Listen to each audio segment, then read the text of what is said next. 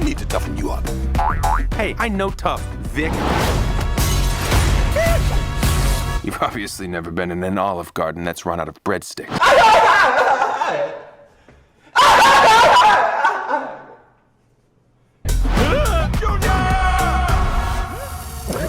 Oh, cheddar. Probably one of my top 26 favorite cheeses.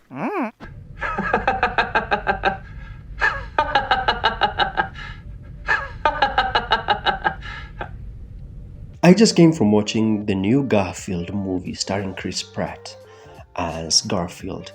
And before you go up into my comments to be like, oh, look at another adult just hitting on a kid's film. First of all, you need to remember that kids are not opening their wallets to go pay for this film. We, the adults, are the ones paying for them. And also, this movie is classified as a family film, so meaning that you will have to sit through it as an adult. And this film will entertain the kids, but let's be real with each other. There are many films that are meant for kids that are also very good for adults. You know them, you remember them. You remember that age of films that were animated and were good for children.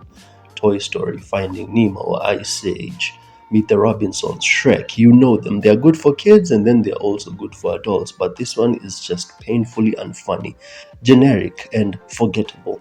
And here's the thing, let me give you some context. I have never watched a Garfield movie before. I know that there are other Garfield movies out there, older ones. I've never watched. Also, I know that there's like a comic strip for Garfield, might have seen it as a kid. I know that there's a cartoon, might have seen it as a kid, but as an adult, this is like the most freshest thing that I've watched for Garfield. So I mostly went in blind.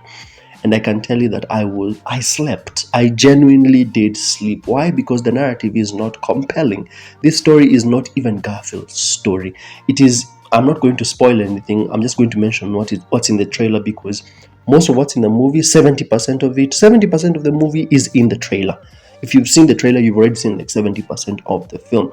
In the trailer, you see Garfield's dad abandoning him somewhere in the street. You would think that this would affect Garfield's character later, but no, he just ends up being the cat that eats everything and is always hungry. That's the thing about Garfield here, is that his characterization is 90%, I am hungry and I want to eat. This doesn't make a very interesting lead character, and I know what you're going to say.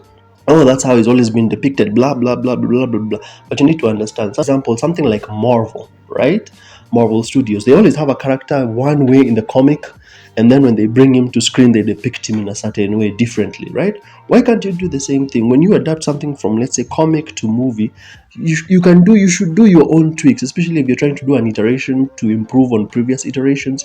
You can do your own tweak on the character so that they can be more interesting. But no, here Garfield is mostly just, I love eating. 90%, that's what he does. It's only like 10% when you actually see him taking care of his owner, of which I should mention his owner is like 5% of the film.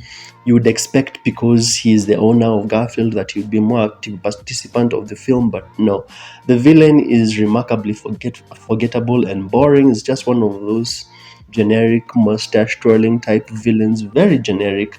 Even the way the plot, the way it plays out, the reason why Garfield's dad, Garfield, and the villain have to interact, very uncompelling.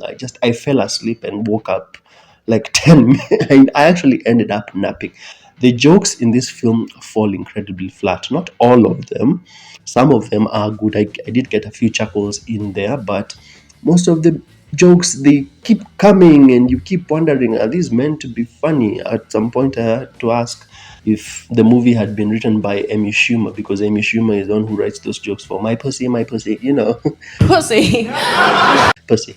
Yeah, so I actually had to check and see if the jokes were written by Amy Schumer, but I don't think Amy Schumer had anything to do with this film. The jokes were just incredibly bad. There are also these side characters. You've seen them in the trailer. The story tries to focus more with them and try to put them into the narrative, and they seem so unnecessary. I didn't care about them at all. I should mention, though, that there were 2 scenes that involved Garfield's dad and Garfield, and they were pretty good. Only 2 scenes. I'm not going to spoil anything. Only 2 scenes were really good. But the rest of the film just came off as this very generic, bland plot. And some of you are going to defend this film either A, because one, it does Easter eggs that you're familiar with. I know people are going to be like, I hate Mondays. Ooh, they did the reference. Lasagna this. Ooh, they did the reference. A movie isn't good just because it has references. If that film is watched by someone who has never seen that IP before, is it going to to stand up? Is it going to be a good story? Is it going to be entertaining? That's what matters. And this might be entertaining for kids, but most kids, their brains run on like 3 brain cells at a time, so they're going to accept anything. But for an adult, most of you watched Kung Fu Panda 4, and as much as that was also a kid's film, you obliterated it and called it out for the mediocre crap that it was. I'm also going to call this out for the mediocre crap that it is. It felt very cash grabby, it felt very lazy, and I felt like the movie was only made simply because it's an IP that's known and they're trying to make money off of it. And that's the other thing. A lot of people will defend something that's because it's a famous IP. They're going to be like, oh, I like the movie because, well, I've always loved Garfield. That doesn't tell me anything about the quality of the film, the storytelling, the characterization, or any of that stuff.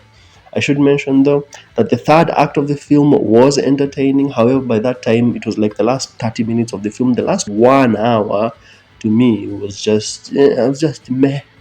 I wasn't feeling it. And I know there's always this thing where people either love Chris Pratt or hate Chris Pratt, which brings me to the next topic of voice acting. Personally, I'm terrible at noticing voice actors. There are times I watch an animation and I cannot tell who's voice acting. But in this film, you can definitely tell when Samuel L. Jackson is the one voicing something. You can definitely tell when it's Chris Pratt voicing someone. It's not acting, it's just the actor playing the character. Is this the worst thing I've seen? No.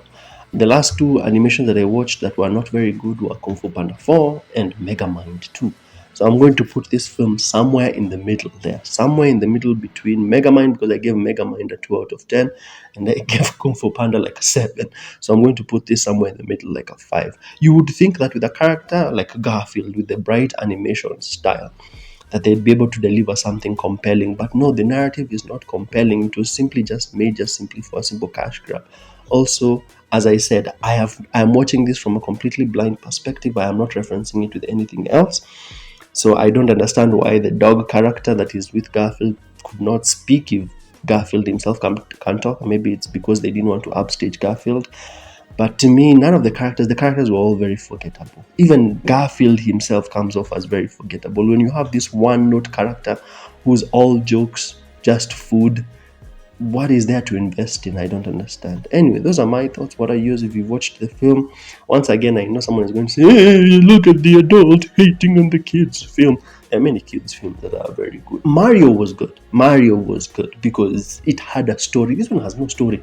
It's just plot happening to Garfield. When the plot is driven by the character, it works better. But when the character himself isn't that very interesting, you've written him in a way that he's just very one note, and then you just use a bunch of references to keep the audience engaged. What is there to invest in? Anyway, tell me what you thought of the film. I'll see you in the next one.